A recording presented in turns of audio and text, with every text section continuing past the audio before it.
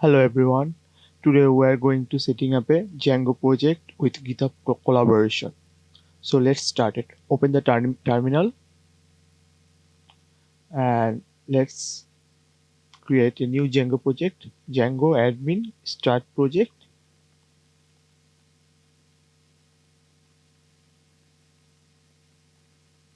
Okay, we miss a hyphen. Django admin start project DBMS inside. You can see our project has been created. Okay.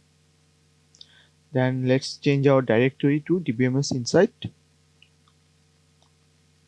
and we are going to create an app which will be named on person 1 for our team collaboration or team members person 1, and we'll be creating another app for our team member 2.